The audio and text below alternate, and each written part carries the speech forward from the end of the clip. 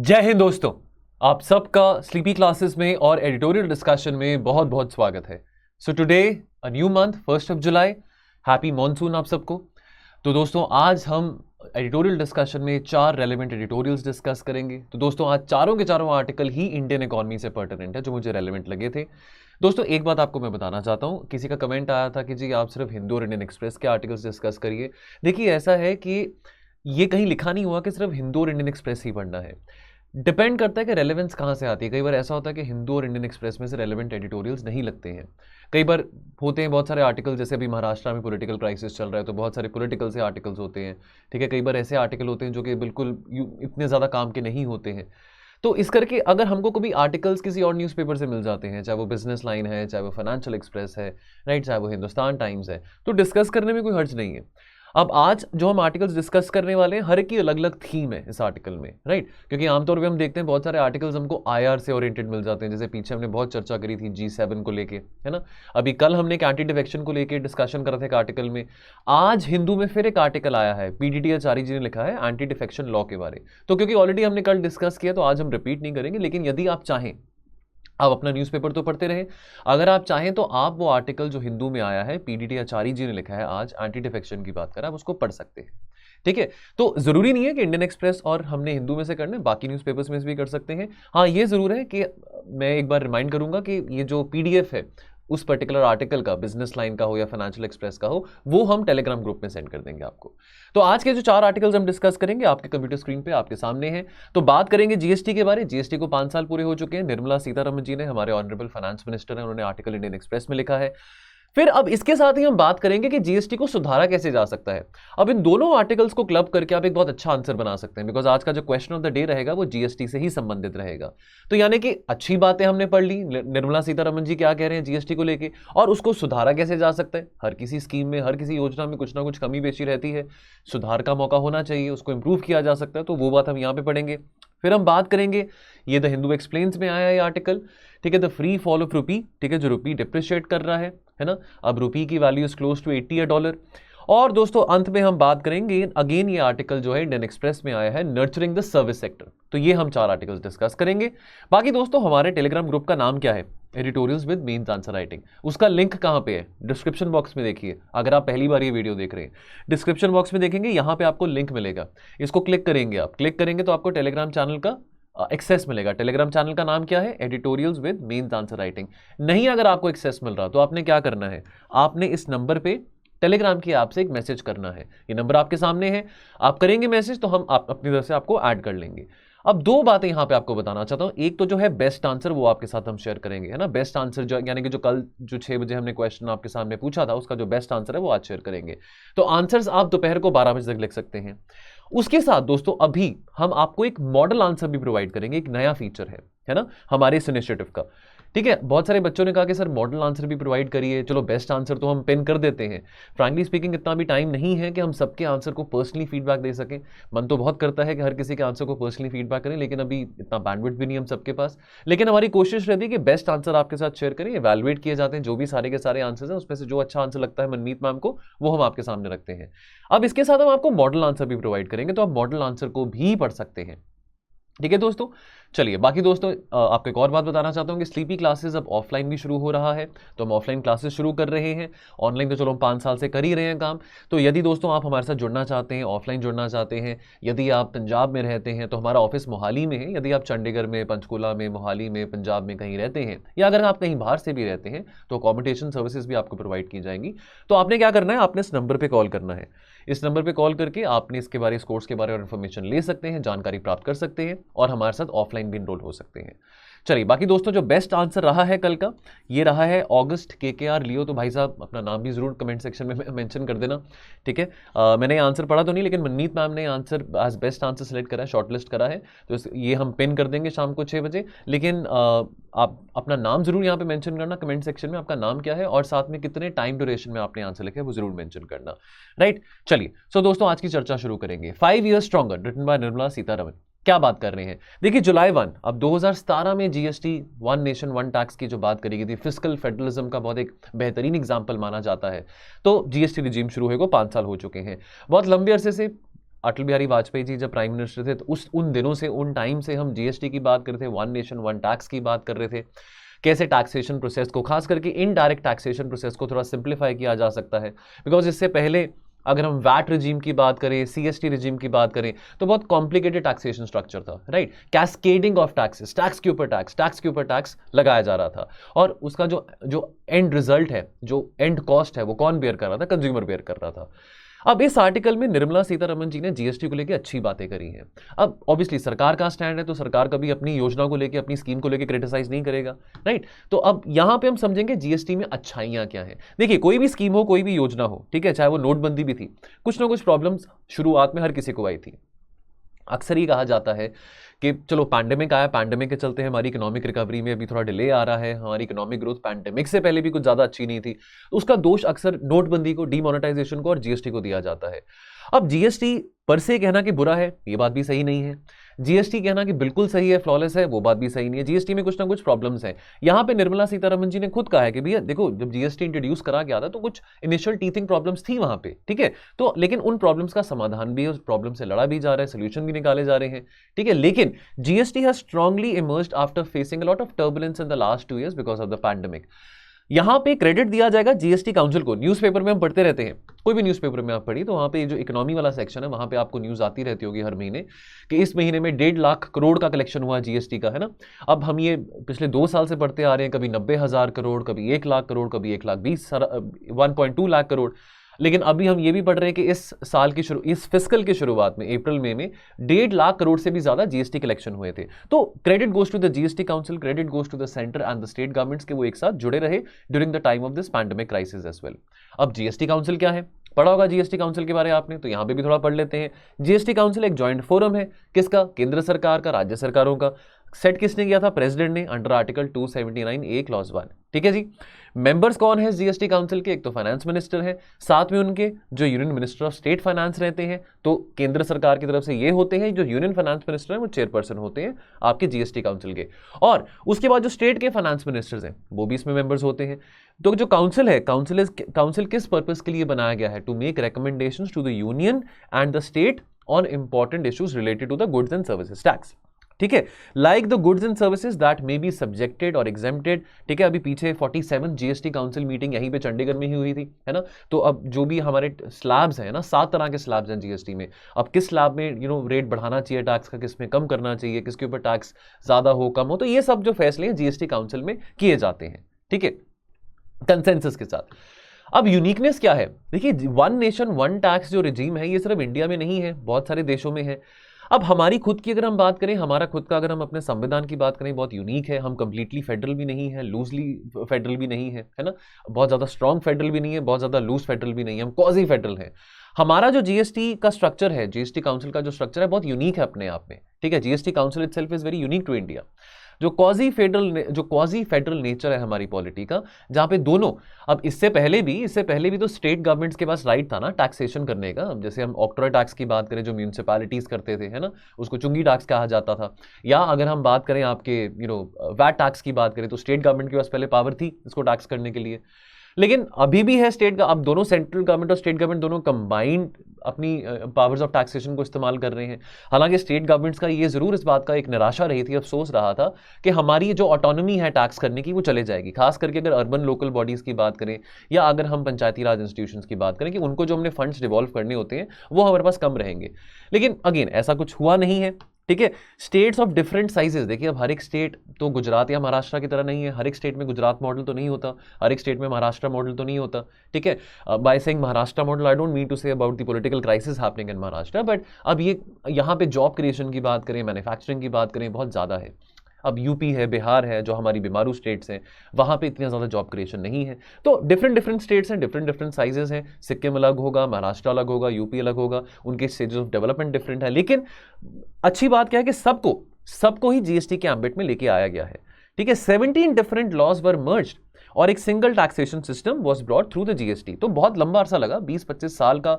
देखिए, जीएसटी का idea introduce किया गया था, अटल बिहारी वाजपेयी जी के टाइम की बात है जब इस आइडिया को इंट्रोड्यूस किया गया था। अब आज 2017 में जाके, अब आज 2022 हो चुका है, 5 साल हो गए, तो बहुत लंबा अरसा लगा इसको फाइनलाइज करने में। अब नंबर्स क्या बताते हैं? तो अब यहाँ पे कुछ फैक्चुअल बातें, over around what 64 lakh tax payers they migrated into GST as far as July 2017 is concern. आज की बात करें तो लगभग 1.4 करोड़ टैक्स पेयर्स हैं एज ऑफ जून 2022, ठीक है। Over around about 41.5 lakh tax payers and 67,000 transporters ये एनरोल्ड हैं on the e way portal. और जो एवरेज मंथली कलेक्शंस हैं, they have increased from 1.04 lakh crore in 2020-21 to around about 1.24 lakh crore in 2021-22, और इस fiscal की शुरुआत में 1.5 लाख करोड़ से भी ज्यादा की जीएसटी कलेक्शन करी गई थी। मेरिट्स ऑफ जीएसटी की बात करें तो जीएसटी ने एलिमिनेट कर दिया है टैक्स आर्बिट्रेज को, ठीक है, जो पहले एग्जिस्ट करता था अंडर द सीएसटी और द वैट रेजिम। अब यहां पे दोस्तों सबसे अच्छी बात क्या हुई है जीएसटी के चलते, जो लॉजिस्टिक कॉस्ट है उसमें बहुत हमने सेविंग देखी है। देखिए पहले क्या था, पहले बहुत ज्यादा इंट्रूसिव कंट्रोल सिस्टम था, ठीक है, बहुत ज्यादा स्ट्रिंजेंट कंट्रोल सिस्टम था, ठीक है, जहां पे बहुत सारे बॉर्डर चेक पोस्ट आ जाते थे, फिजिकल वेरिफिकेशन ऑफ गुड्स आ जाते थे, physical verification of good laden trucks आ जाते थे। अब इससे क्या होता था, loss of time, loss of fuel, तो लॉजिस्टिकल चैलेंजेस आ जाते हैं। अब logistical cost they were estimated to contribute as much as 15% to the cost of goods. तो ये कॉस्ट ऑफ गुड्स किसको ट्रांसफर होगा, ऑलरेडी जीएसटी से पहले जो टैक्सेशन स्ट्रक्चर था, इनडायरेक्ट टैक्सेशन स्ट्रक्चर था। एंड वैसे आपको ये बात पता भी होगी, आपने इकोनॉमिक्स में पढ़ा भी है कि इनडायरेक्ट टैक्सेशन स्ट्रक्चर को हम रिग्रेसिव कहते हैं। तो ऑलरेडी वो बहुत बड़ी सिरदर्दी थी कंज्यूमर्स के लिए, ठीक है। अब लोग तो यही कहेंगे कि जीएसटी के बाद भी क्या बदला है ना, 28% जीएसटी तो भी कुछ चीजों पे होता है, बहरहाल। लेकिन अब ये जो लॉजिस्टिक कॉस्ट था किसको पास हो रहा था, कंज्यूमर्स को पास हो रहा था, ठीक है, तो वो कंज्यूमर्स के लिए अच्छी बात नहीं है। लेकिन with the integrated goods and services tax and with the e way bills, जो लॉजिस्टिक्स जो चैलेंजेस हैं, जो लॉजिस्टिक कॉस्ट है वो कम हो गए हैं। Pre GST versus post GST, earlier the combined centre and the states जो टैक्सेस वो लगाते थे, जो रेट्स थे, दैट वाज मोर देन 31%। आज के टाइम पे जो हाईएस्ट जो जीएसटी टैक्स स्लैब में जो रेट है वो 28% का है, and this is restricted only to the sin and luxury items, ठीक है। Under GST rates of over 400 goods and 80 services has been reduced, and out of the total 230 items which were in the 28% slab, close to 200 have been shifted to the lower slabs। और बहुत ज्यादा special emphasis दिया गया है हमारी MSME sector को, ताकि ensure किया जा सके कि जीएसटी का जो कंप्लायंस का जो बर्डन है उनके ऊपर मिनिमम हो सके, ज्यादा ना हो सके। इसको लेके भी बात करेंगे अगले आर्टिकल में। फिर हम यहां पे बात करेंगे जीएसटीएन की। जीएसटीएन यानी कि goods and services tax network. ये बातें आपने पढ़ी है, ये यहां पे फिर से एक रीटरेट कर रहे हैं, है ना। ये चीजें हमको हेल्प करेंगे अगर हमने आंसर लिखना है इस पर्टिकुलर थीम से रिलेटेड। क्या है जीएसटीएन? एक non profit non government entity है जो कि मैनेज करता है इंटायर आईटी इंफ्रास्ट्रक्चर को ऑफ द जीएसटी। अब सरकार इस पोर्टल को यूज करती है हर एक फाइनेंशियल ट्रांजैक्शन को ट्रैक करने के लिए, ठीक है जी, from registration to filing taxes and maintaining all the tax details.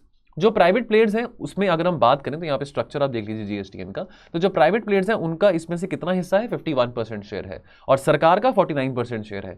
लेकिन सरकार का जो 49% शेयर है वो भी हाफ हाफ है, 24.5% केंद्र सरकार का और 24.5% राज्य सरकार का, ठीक है। तो यहाँ पे जीएसटीएन का स्ट्रक्चर देख सकते हैं। चलिए जीएसटी के बारे में समझ लिया, अगला आर्टिकल देखते हैं, how to make GST more efficient. ये बिजनेस लाइन में आया है ना। अब यहां पे कुछ 3-4 सुझाव दिए गए हैं कि जीएसटी को एफिशिएंट कैसे बनाया जा सकता है। जीएसटी के बारे में हमने पढ़ लिया, अच्छी बातें पढ़ ली। अब यहां पे थोड़े सुधार की बात पढ़ते हैं। पहली बात, setting the small firms free. अभी हमने पीछे पढ़ा कि भाई देखो कि हमारे यहाँ पे ऑलमोस्ट 1.4 करोड़ रजिस्ट्रेशन हो चुकी हैं, यानी कि जो जीएसटी टैक्स पेयर्स हैं, ठीक है। वी हैव ग्रोन मैनीफोल्ड, कहाँ 64-65 लाख थे 2017 में, और आज as of June 2022 around 1.4 crore registration हो चुकी हैं, ठीक है। लेकिन फर्म्स जिनका जो टर्नओवर है, एनुअल टर्नओवर है 1.5 करोड़ से भी कम है, वो इस 1.4 करोड़ रजिस्ट्रेशन का 84% हिस्सा है, ठीक है। और ये जो फर्म्स हैं, जो छोटी फर्म्स हैं जो कि 1.5 करोड़ से भी कम का जो टर्नओवर है, they contribute less than 7% of the total GST tax collected. At present जो रजिस्ट्रेशन फॉर जीएसटी है वो ऑप्शनल है for the firms with an annual turnover of less than 40 lakh for goods and 20 lakh for services, ठीक है। जो exemption limit है, यहां पे सुझाव दिया गया है कि ये जो वॉलंटरी है भी, जो रजिस्ट्रेशन ऑफ जीएसटी जो वॉलंटरी है, ऑप्शनल है for firms with annual turnover less than 40 lakh and 20 lakh for goods and service respectively. Suggestion दिया गया कि ये लिमिट को रेस कर देना चाहिए टू 1.5 करोड़, ठीक है। जो न्यू लिमिट है, this will do what, this will reduce the load on the GST system, और इससे क्या होगा, this will eventually deal with less than 23 lakh tax pairs. Because देखिए अभी अराउंड अबाउट 84% जो टैक्स पेयर्स हैं 1.4 करोड़ रजिस्ट्रेशन में से, वो कौन सी कंपनी, वो ओनर्स हैं, वो बिजनेसमैन है जिनका जो एनुअल टर्नओवर है 1.5 करोड़ से भी लेस है, तो बर्डन कम हो जाएगा। चलिए अब do away with the state wise registration. देखिए दोस्तों, आइडिया क्या है जीएसटी का, वन नेशन वन टैक्स। लेकिन अब यहां पे क्या हो रहा है, अगर एक पर्टिकुलर कंपनी है वो 10 स्टेट्स में बिजनेस कर रही है, मान लीजिए गुजरात में, पंजाब में, यूपी में, झारखंड में, बिहार में, उसको क्या करना पड़ेगा, under the GST every business operating in a state और a UT will be assigned a unique GSTIN, यानी कि goods and services tax identification number. ठीक है, ये 15 डिजिट का रहता है। ठीक है, अब क्या करना पड़ेगा, अगर एक फर्म 10 स्टेट्स में काम कर रहा है, उसके ऑफिसेस 10 स्टेट्स में है, तो that firm will have to obtain 10 GSTIN numbers in every state, और हर जीएसटीआईएन नंबर का अलग से अकाउंट बनाना पड़ेगा। ठीक है जी। जीएसटी रूल जो है they set a restriction on the use of available credit. So for example, अगर एक फर्म के पास, लेट्स उसका ऑफिस महाराष्ट्र में है, उसके पास सरप्लस जो इनपुट टैक्स क्रेडिट है, तो जो स्टेट जीएसटी जो क्रेडिट उसके पास है, अगर उसके पास सरप्लस में है, तो वो ये टैक्स सीजीएसटी लायबिलिटी के लिए यूज नहीं कर सकता। ठीक है, ये जो यानी कि जो फर्म का ऑनर होगा, अगर इसको इनपुट टैक्स क्रेडिट स्टेट में से इतना मिल रहा है, जितना भी मिल रहा है एग्जाम्पल के तौर पर, तो लेकिन उसकी लायबिलिटी होगी सीजीएसटी की, central goods and services tax की, वहां पर यूज नहीं कर सकता। और this person can also not use the credit to pay the SGST dues in Karnataka as well। ठीक है, तो ये तो जो आइडिया है वन नेशन वन टैक्स का, उसको तो डाइल्यूट कर रहा है यहां पे। तो टू मेनी रेट्स की यहां पे बात आ जाती है। देखिए, बहुत सारे देशों के पास जीएसटी है। ठीक है, बहुत सारे जो देश हैं उनके पास सिर्फ एक या दो रेट्स हैं जो सारे आइटम्स पे टैक्स किए जाते हैं। ठीक है, हमारे यहाँ पे कितने, हमारे पे 7 रेट्स हैं। अब मल्टीपल स्लैब्स हैं यहाँ पे, तो अगेन जीएसटी को कॉम्प्लिकेट करने की यहाँ पे बात हो रही है, फ्रॉम 0% टू 28%। तो टैक्स स्लैब्स यहाँ पे सजेशन क्या है, शुड बी रिड्यूस टू 3। दोस्तों देखिए, ये जो पॉइंट्स आपके साथ डिस्कस कर रहे हैं ना, जैसे for example doing away with the state wise registration या टू मेनी रेट्स, ये आप यूटिलाइज कर सकते हैं, क्योंकि जब आपको ऐसा कुछ क्वेश्चन पूछा गया है, आपको सजेशंस पूछे गए हैं कि जीएसटी को और एफिशिएंट कैसे बनाया जा सकता है, तो ये टेलर मेड पॉइंट्स आपके सामने पड़े हुए हैं।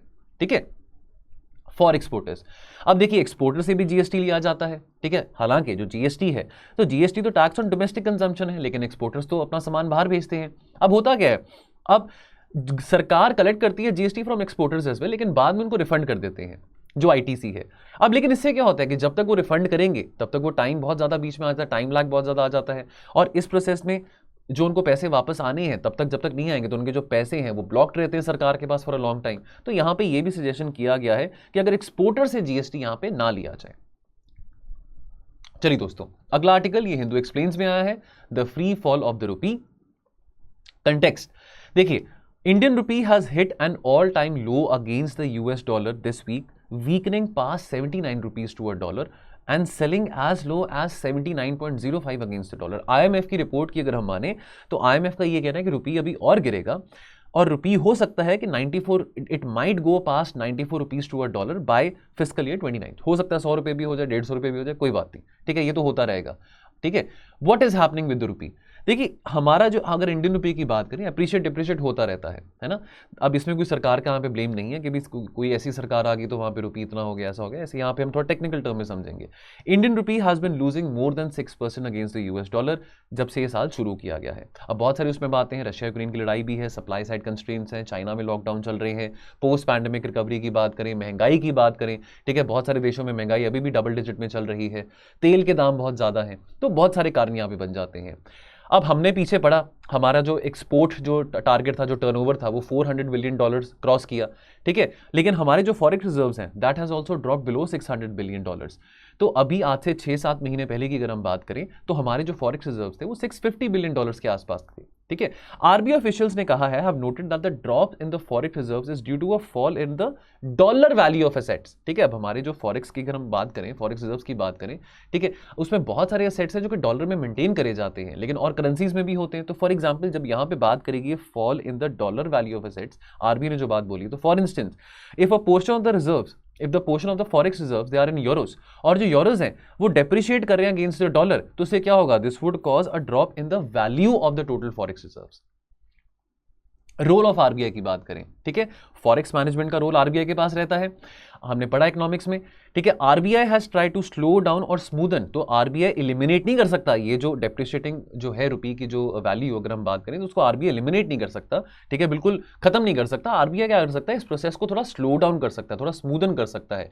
डेप्रिशिएट तो करता ही रहेगा रुपी, ठीक है, वो कोई ऐसी बात नहीं कल को जाके 100 रुपये का हो, 150 का हो, 200 का हो, वो ऐसी बात नहीं है। एम क्या है, एम क्या है आरबीआई की पॉलिसी का, कि रुपी को एक नेचुरल वैल्यू जो है उसकी मार्केट में which is based on supply and demand, तो जो एक रुपी है वो एक अपनी नेचुरल वैल्यू फाइंड कर सके, स्टेबल हो सके। लेकिन विदाउट कॉजिंग अनड्यू वोलेटिलिटी। अब आपने इकोनॉमिक्स में पढ़ा होगा 1994 के बाद हम मैनेज्ड एक्सचेंज जो मैनेज फ्लोटिंग रेट हम फॉलो कर रहे हैं, उससे पहले फिक्स्ड एक्सचेंज रेट था हमारे यहाँ पे, ठीक है, मैनेज्ड फ्लोटिंग एक्सचेंज रेट है, ठीक है। तो आरबीआई क्या करता है, जब आरबीआई को ऐसा लगता है कि सिचुएशन ऐसी है कि भी रुपये की वैल्यू बहुत ज़्यादा गिर रही है, तो वो डॉलर्स बहुत ज़्यादा बाय करने शुरू कर देता है, artificial scarcity of dollar show कर देता है, ठीक है। जब कभी रुपये अप्रिशिएट कर रहा है तो फिर रुपीज़ बहुत ज़्यादा सेल करने शुरू कर देंगे। तो आरबीआई इस तरह के जो है ऑपरेशंस करते रहते हैं। Now, the state-run banks are usually instructed by the RBI to sell dollars in order to offer some support to the rupee. ठीक है, अगर रुपये बहुत ज़्यादा गिर रहा है डॉलर के प्रति, तो एक आर्टिफिशियल स्कैर्सिटी डॉलर्स की क्रिएट करके आरबीआई इंस्ट्रक्ट करता है कि डॉलर्स को आप जितना ज़्यादा मार्केट में सेल करेंगे, उतना रुपये की जो सप्लाई है वो और ज़्यादा बढ़ेगी। By selling dollars in the open market in exchange for rupees, RBI क्या कर सकता है, आरबीआई रुपये की डिमांड को अप्रूव कर सकता है, ठीक है जी। चलिए, now what determines the rupees value. देखिए, अब ऑब्वियसली अब रुपये की वैल्यू कौन डिटरमिन करेगा, सप्लाई और डिमांड। हर एक करेंसी की वैल्यू कौन डिटरमिन करेगा, मार्केट फोर्सेस, यानी कि डिमांड एंड सप्लाई। जब किसी करेंसी की सप्लाई इंक्रीज होती है तो उसकी वैल्यू गिरती है।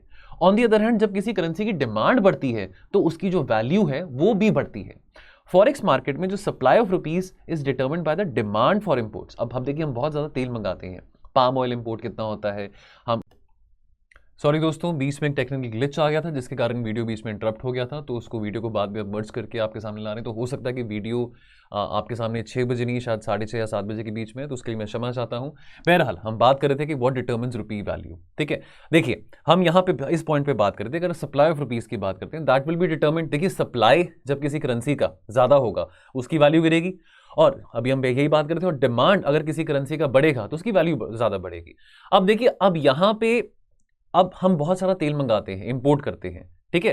That will lead to what, that will lead to, अब हम रुपये में तो इंपोर्ट नहीं कर रहे हैं, इंपोर्ट तो डॉलर में कर रहे हैं, डॉलर के लिए हमको रुपीज में ही डॉलर बाय करेंगे, तो इससे क्या होगा, this will lead to an increase in the supply of rupees in the forex market, because हमको और डॉलर्स खरीदने पड़ेंगे ताकि हम और तेल मंगा सकें। और इससे क्या होगा, रुपये की जो वैल्यू है वो और गिरनी शुरू हो जाएगी, ठीक है। अब ज्यादा एक्सपोर्ट तो हम करते ही नहीं है ना। What determines rupee value को आगे कंटिन्यू करेंगे। Now the demand for rupee in the forex market on the other hand depends on the foreign demand of Indian exports and other domestic assets। तो जहां पे अभी पीछे हमने बात पड़ी थी कि जी $400 बिलियन का हमने एक्सपोर्ट किया है, $400 बिलियन का जो हमने ऑल टाइम हाई जो टारगेट अचीव करा है, तो हम ये क्यों भूल जाते हैं कि $600 बिलियन का हमने इंपोर्ट भी करा है ना। इनहेरेंटली हम करंट अकाउंट सरप्लस में कभी भी नहीं थे, हमेशा से हमारा करंट अकाउंट डेफिसिट ही रहा है। So for instance, when there is great enthusiasm amongst foreign investors to invest in India, पीछे क्या था पिछले 2 साल में, अगर हम बात करें यूएस फेडरल बैंक की, तो यूएस फेडरल बैंक की बहुत ही एक लूज मॉनेटरी पॉलिसी फॉलो कर रहे थे, बहुत एक्सपेंशनरी मॉनेटरी पॉलिसी फॉलो कर रहे थे। अब तो चलो वहां पे इंटरेस्ट रेट बढ़ा दिया है ना, फेड ने भी रेट हाइक किया है। अब उसके साथ डेफिनेटली बहुत सारा पैसा, खास करके जो पोर्टफोलियो इन्वेस्टर्स है, उन्होंने बहुत सारा पैसा इमर्जिंग मार्केट इकोनॉमीज में से निकाला है। लेकिन पहले क्या था, बहुत ज्यादा एंथुजियाज्म था अमंग्स द फॉरेन इन्वेस्टर्स कि वो इंडिया में इन्वेस्ट करना चाहते हैं, बहुत सारा पैसा आ रहा था। That led to what, that led to supply of dollars. Supply of dollars यानी कि सप्लाई जब बढ़ रहा है तो डॉलर की वैल्यू कम हो रही है, रुपये की वैल्यू बढ़ रही है, ठीक है। ये बात आपको याद रहे। Now why is rupee losing its value at present. देखिए, पहली बात तो देखिए, महंगाई हर जगह है ना। यहां पे इंडिया में भी क्लोज टू 8% इन्फ्लेशन है, अमेरिका में क्लोज टू 9% इन्फ्लेशन है, बहुत सारे देशों में डबल डिजिट इन्फ्लेशन है। उसके चलते बहुत सारे देश, हमने तो इंडिया में देखा कि रेपो रेट हाइक हुआ, और अभी जो इकोनॉमिस्ट हैं वो ये भी बोल रहे हैं कि आने वाले साल में रेपो रेट में और भी हाइक देखने को मिलेगा। But it's not only India, whether it's America, whether it's European Union, now every country is trying to follow a very tight monetary policy whereby the interest rates are increasing, right? And when the interest rates will increase, the cost of borrowing capital from the banks will definitely increase. Now this is doing what? This will cause investors who are seeking high returns, they will pull out the capital from the EMEs, from the emerging market economies. Because why?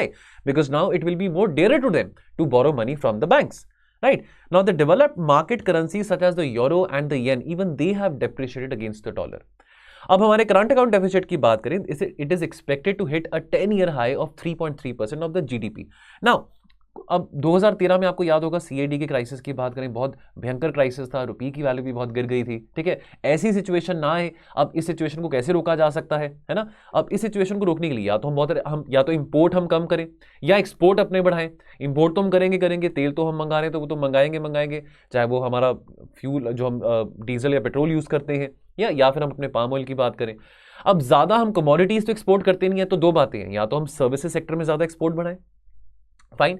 या फिर हमारे current account deficit को कौन finance करेगा? जो हमको foreign direct investment आएगा या जो फॉरेन इन्वेस्टर्स का पैसा आएगा, ठीक है, that will be very beneficial, that will help to finance this current account deficit, ठीक है। Over the long run rupee is likely to continue to depreciate against dollar, ठीक है जी। ना गिवन द सिग्निफिकेंट डिफरेंसेस, देखिए inflation की बात अभी भी मैंने कही थी कि बहुत सारे देशों में है, ठीक है, इन्फ्लेशन की जो प्रॉब्लम है बहुत सारे देश, अब रशिया यूक्रेन की लड़ाई के चलते कितने सारे लोग हैं जर्मनी में, फ्रांस में, अब वो सड़कों पे आ गए हैं, प्रोटेस्ट कर रहे हैं, है ना, कि कितनी और देर के लिए हम सबको सफर करना पड़ेगा। अमेरिका में देखिए जो बाइडन की भी पॉपुलैरिटी काफी गिर रही है ना। जो बाइडन पहले तो प्रीमेच्योर विड्रॉल ऑफ अफगानिस्तान, अब यहाँ पे रशिया यूक्रेन की लड़ाई चल रही है, 5वां महीना शुरू हो चुका है, तो महंगाई बढ़ रही है, सप्लाई साइड कंस्ट्रेंट्स आ रहे हैं, फिर कोरोना के केसेस भी बढ़ रहे हैं दुनिया भर में, है ना। पोस्ट पैंडेमिक रिकवरी की हम बात करें वो भी नहीं हो पा रही है, इकोनॉमिक ग्रोथ नहीं हो पा रही है, चाइना में लॉकडाउन लड़ रहे हैं, तो इसके चलते बहुत ज्यादा प्रॉब्लम इन्फ्लेशन की अभी भी रहेगी, और इसका जो इंपैक्ट है वो इमर्जिंग मार्केट इकोनॉमीज के ऊपर भी काफी ज्यादा देखने को मिलेगा।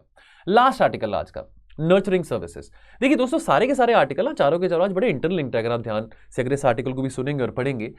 देखिए अब अक्सर ऐसा कहा जाता है ना, अगर हम कोई भी देश में इंडस्ट्रियलाइजेशन आया हो, चाहे वो यूरोप की बात करें, चाहे वो अमेरिका की बात करें, चाहे वो यूके की बात करें, किसी भी देश में इंडस्ट्रियलाइजेशन सर्विसेज में, मैन्युफैक्चरिंग में बाद में आता है, पहले एग्रीकल्चर में आता है।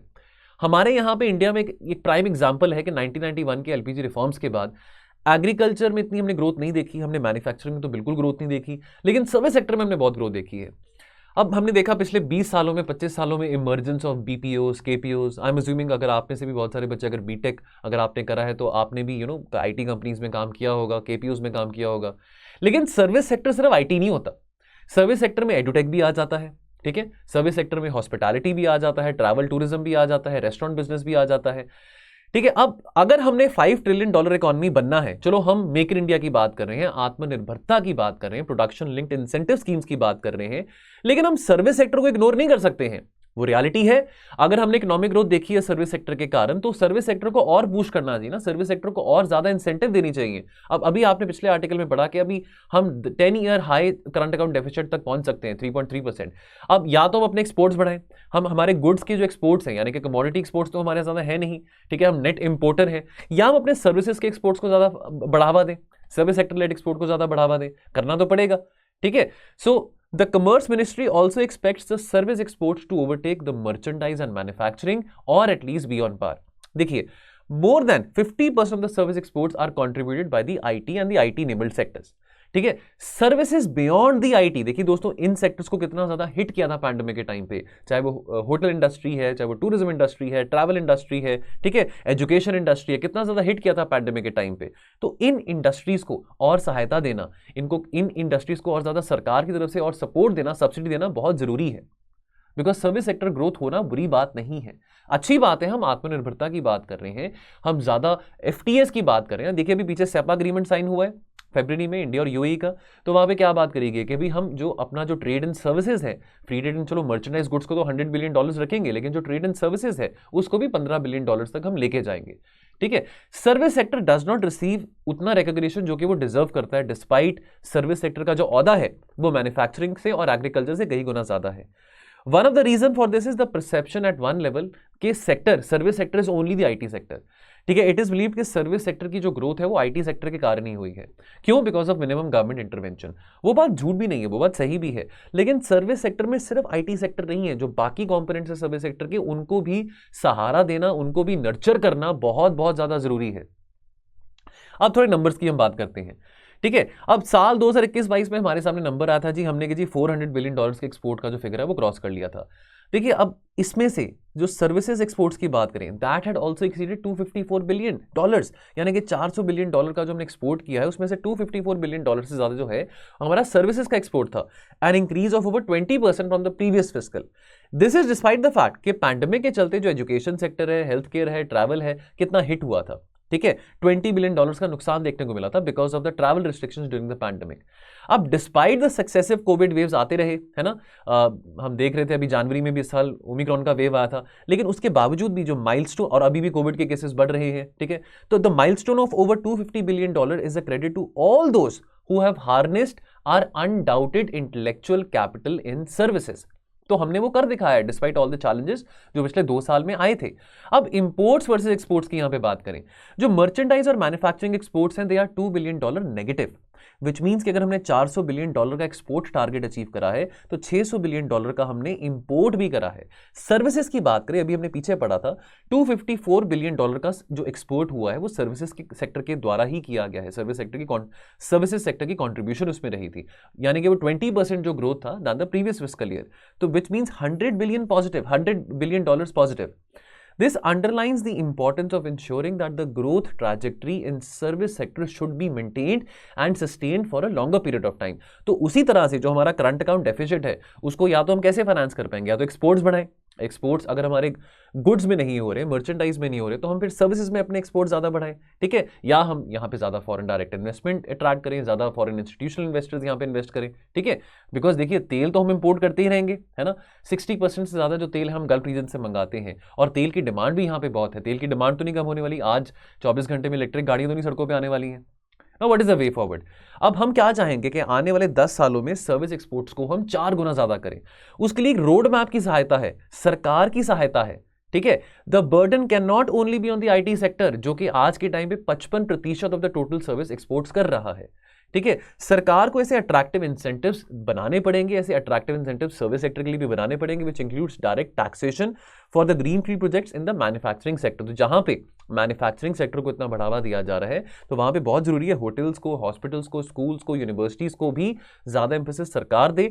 जैसे कि देखिए हम पीएलआई स्कीम्स की बात करते हैं, हम आत्मनिर्भरता की बात कर रहे हैं, मेक इन इंडिया की बात कर रहे हैं, तो मैन्युफैक्चरिंग को इंसेंटिवाइज करने के लिए पीएलआई स्कीम निकाली है। तो कुछ इस तरह की स्कीम निकाली जाए जो कि सर्विस सेक्टर को भी ग्रो कर सके, ठीक है, ताकि जो कैपिटल एक्सपेंडिचर है इन एरियाज लाइक हॉस्पिटैलिटी, एजुकेशन और हेल्थ केयर उसमें बढ़ावा देखने को मिल सके, ठीक है। बहुत अच्छी लाइन मेरे को लगी एंड में, as a major economy India's reliance should be on multiple horses, manufacturing भी और सर्विसेज भी, तभी जाके हम आने वाले टाइम में $5 ट्रिलियन जीडीपी या $10 ट्रिलियन जीडीपी बन पाएंगे। तो दोनों ही सेक्टर्स का यहां पे बहुत कीमती योगदान रहेगा। Question of the day, GST has proven to be both consumer and assessee friendly, critically evaluate करिए इसको 250 शब्दों में। और ये जो लाइन है ना, ये लाइन अरुण जेटली जी ने कही थी जब जीएसटी को 2 साल हो गए थे, यानी कि 2019 की बात है ये। तो आपको क्या लगता है कि जीएसटी वाकई में has it proven to be both consumer and assessee friendly? तो इसको क्रिटिकली इवैल्यूएट अगर आप कर रहे हैं तो आप इसके मेरिट्स और डीमेरिट्स दोनों भी बता सकते हैं, ठीक है, क्योंकि आपको यहाँ पे क्रिटिकली इवैल्यूएट करने को कहा गया है। चलिए बाकी दोस्तों ये हमारे आज के ट्यूटोरियल थे। बाकी दोस्तों जाने से पहले हमारे कुछ इनिशिएटिव्स हैं, हमारे कुछ पेड कोर्सेज हैं। तो दोस्तों जैसे करंट अफेयर्स कोर्स है फॉर यूपीएससी 2023, यहाँ पे आपको डेली वीडियो लेक्चर्स रहेंगे 6 डेज अ वीक। कॉम्प्रिहेंसिव यहाँ पे प्रीलिम्स और मेंस का एनालिसिस रहेगा, ठीक है। इसके साथ के साथ जो भी आपके साथ करंट अफेयर्स डिस्कस करे जाएंगे मंडे टू सैटरडे, अगर उनसे संबंधित अगर कोई पीवाईक्यू है यूपीएससी में, प्री में हो या मेंस में हो, तो वो भी आपके साथ डिस्कस किया जाएगा। बाकी दोस्तों हम बात करें जनरल स्टडीज के मेंस 2022 के स्पेशल प्रायोरिटी ग्रुप की, तो दोस्तों जो बच्चे अभी प्रीलिम्स निकाल चुके हैं, मेंस लिखने वाले हैं, मेंस लिखेंगे, तो ये कोर्स उनके लिए है। और इस कोर्स में खास बात क्या है कि आपको मेंटरशिप प्रोवाइडेड रहेगी बाय द सिलेक्टेड कैंडिडेट्स, ठीक है, जो already serving IAS, IPS, IRS officers हैं।